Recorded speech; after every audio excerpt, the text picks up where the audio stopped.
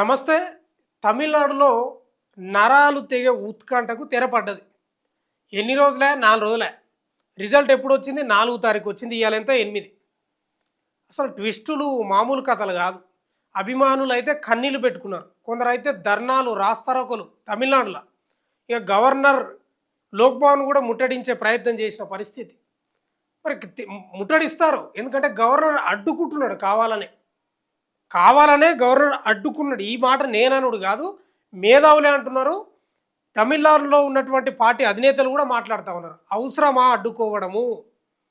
సంఖ్యాబలం నిరూపించుకోవాల్సింది లోక్భవన్లో కాదు కదా, ఫ్లోర్లో కదా. ఒక నెల టైం ఇవ్వాలి కదా, ప్రమాణ స్వీకారం చేయనిస్తే బాగుంటుంది కదా అని వాళ్ళే మాట్లాడుతూ ఉన్నారు. కానీ రేపు గవర్నర్ ఒప్పుకుంటలేడు రాజేంద్ర.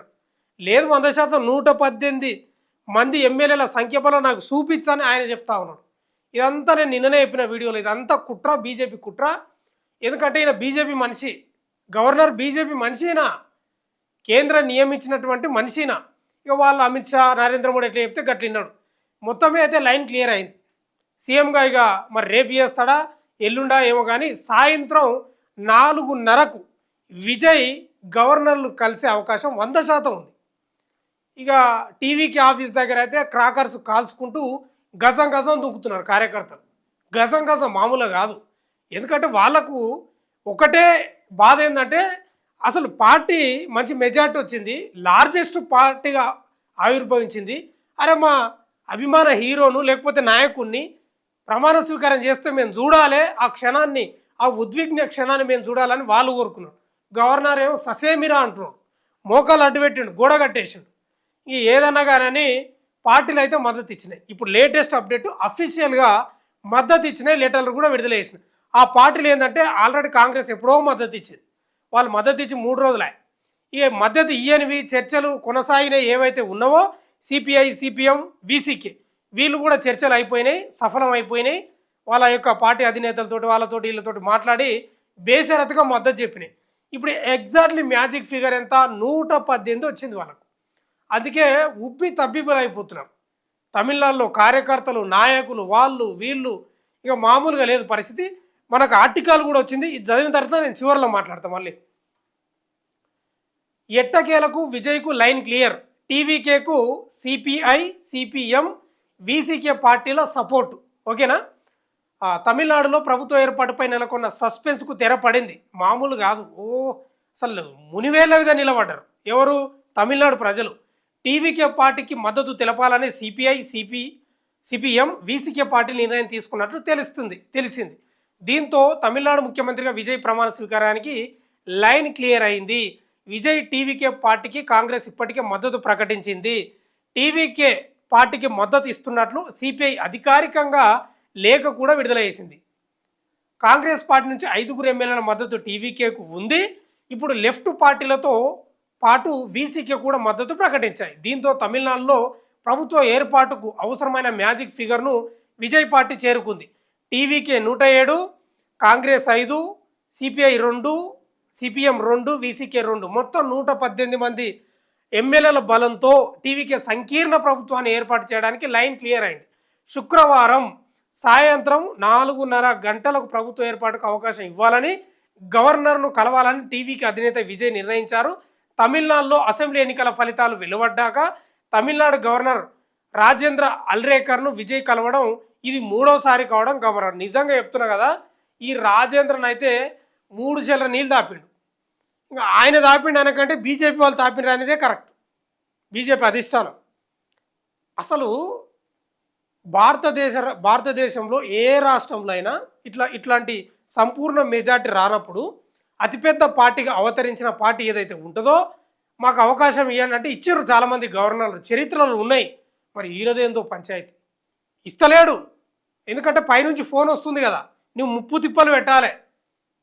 ఆ రోజు మద్దతు ఏది టీవీతో పొత్తు పెట్టుకుందామంటే వద్దని చెప్తాడా?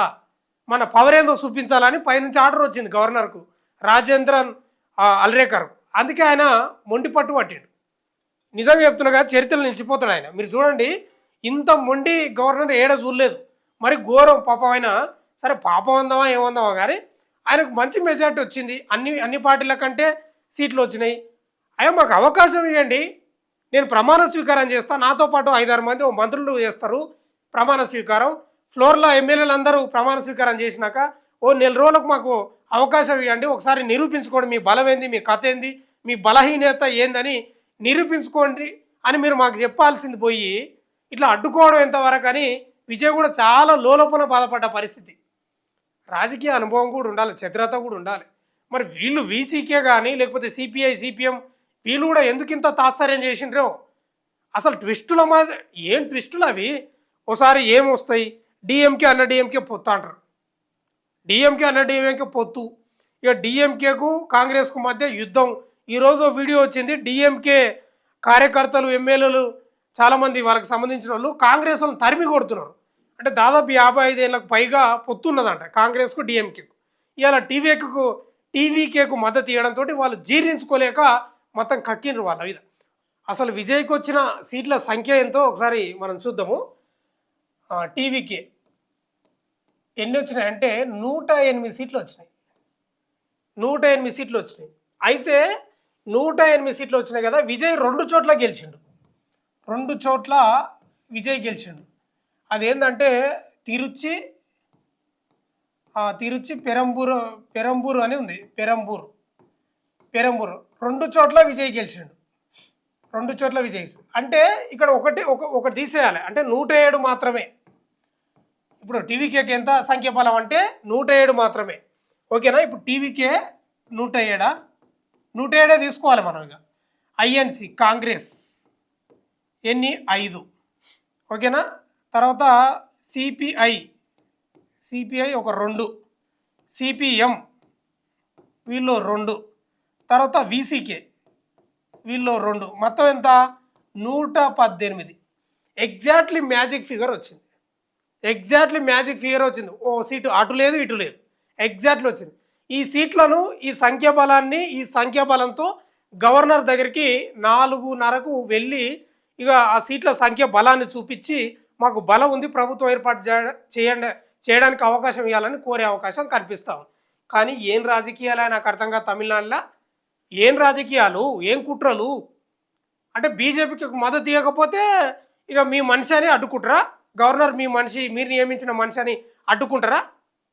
ఇదెక్కడ న్యాయం అండి, నాకు అర్థం కాదు. ఇదెక్కడ దరిద్రం, ఇది రాజ్యాంగ విరుద్ధం కాదా? దేశంలో ఈయనలాగానే వ్యవహరించారా గవర్నర్లు ఇంతకుముందుకు? సంకీర్ణ ప్రభుత్వాలు వస్తాయి, పెద్దపాటిగా అవతరించినటువంటి పార్టీ ఆహ్వానిస్తుంది, మేము సీఎంగా ప్రమాణ స్వీకారం చేస్తాం, మమ్మల్ని ఆహ్వానించినట్టు, సరే చేయండి అని నెల టైం ఇవ్వాలి కదా, అది కూడా ఇవ్వలేదు, మామూలు కుట్ర ఇవ్వలే. ఇది ఎట్లుందంటే ఇక ఎప్పుడు ఊసిపోయితే తెలియదు, అట్లే ఉంది మళ్ళీ ప్రభుత్వం కూడా. ఎగ్జాక్ట్లీ మ్యాజిక్ ఫిగర్ ఉంది 118.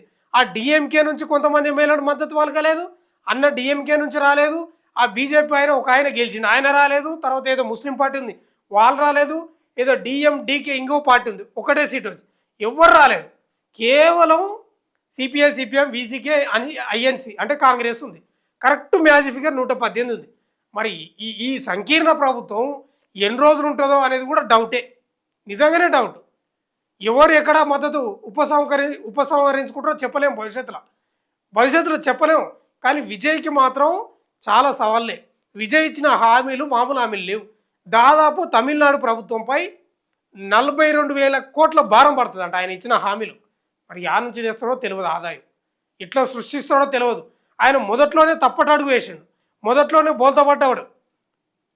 గవర్నర్ దగ్గర ప్రభుత్వాన్ని ఏర్పాటు చేసే క్రమంలోనే మొదట్లోనే ఆయన చెతికిల పడ్డాడు, ఇబ్బంది పడ్డాడు. మరి ఈ సంకీర్ణ ప్రభుత్వాన్ని ఎట్లా నడుపుతాడు, హామీలను ఎట్లా నెరవేరుస్తాడు? ఇప్పుడు మద్దతు ఇచ్చిన వాళ్ళంతా నిజంగా ఆయనకు మద్దతు తెలుపుతూ 5 ఏళ్ళ వరకు ఉంటారా ఏమో తెలియదు, క్వశ్చన్ మార్కే ఇవన్నీ. కానీ ముందు చాలా సవాళ్ళు ఉన్నాయి. గవర్నర్ మాత్రం తన యొక్క కోరికను పగను, ఇక గవర్నర్ పగ అనుకుందామా అంటే కాదు, బీజేపీ అమిత్ షా మోడీ పగను మాత్రం మంచిగా తీర్చుకున్నారు. ఏదేమైనా ఇక సంతోషాలు వ్యక్తం అవుతున్నాయి టీఎన్లో. ఇక టీవీకే కార్యకర్తలు కానీ వాళ్ళ ఎమ్మెల్యేలు కానీ ఇక వీళ్ళ నాయకులంతా మొత్తం క్రాకర్స్ కాలుస్తూ మొత్తం దుమ్ము లేపుతున్నారంట తమిళనాడులో. చూద్దాం ఏం జరుగుతుందో. మొత్తం మీద అయితే లైన్ క్లియర్ అయింది. మళ్ళీ ఇప్పుడు కూడా ఇంకేమన్నా అటు ఇటు అవుతుందో తెలియదు. మొత్తం అయితే అఫీషియల్గా అయితే మద్దతు ఇచ్చినాయి. ఆ యొక్క 118 సంఖ్యాబలాన్ని తీసుకుపోయి ఆయనకు లెటర్ ఇచ్చి వినతి పత్రం ఇస్తారు కదా, ఇచ్చి మమ్మల్ని ప్రభుత్వం ఏర్పాటు చేయడానికి అవకాశం అని కోరుతాడంట. చూద్దాం ఆ 4:30 తర్వాత ఇంకేమైనా అప్డేట్ వస్తే చెప్పే ప్రయత్నం చేస్తా. చూస్తూనే ఉండండి మన తొలి వెలుగు.